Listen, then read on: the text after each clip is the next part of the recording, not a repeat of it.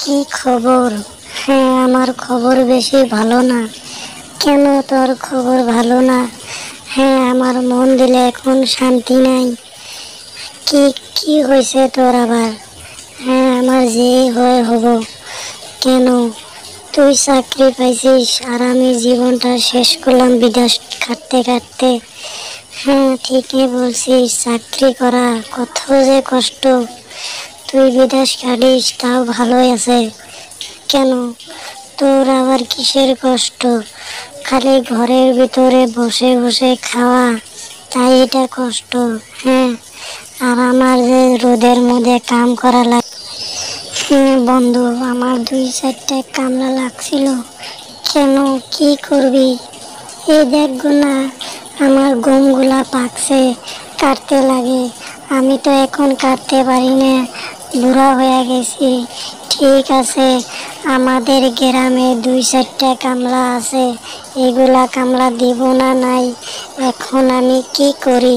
ঠিক আছে, যদি কামলা দেয় আমি তোকে ফোন করে বলবো। ঠিক আছে, আমি তার মানে 5-7টা লাগবো। ঠিকই আছে, আমি যাই আগে বাড়িতে, যাইয়া আমি ফোন করব। হ্যাঁ, তোর আবার ব্যাগ কান্দে, কোথায় যাবি? হ্যাঁ, আমি অল্প আমাদের বাপের বাড়ি যাচ্ছি। কেন?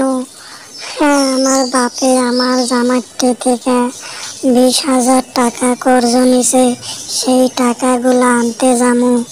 আমার বাপে তো এখন টাকাগুলো দিতে পারবো না, সেই জন্য আমি আমার আব্বার বাড়িতে যাই আমি থাকবো।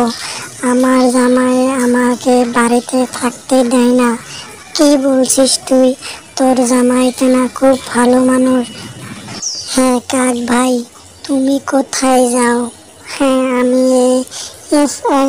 খাচ্ছুনি মারিয়ে আসলো কখন? আমাদেরকে ধরে তো খাবো। ঠিকই আছে কাক ভাই, আমাদের খাচ্ছুনি মারিয়ে এসে আমাদেরকে ধরে খাবো। এখান থেকে চলে যাও, নয়তো আমাদের বিপদ আছে। কি বলিস তুই?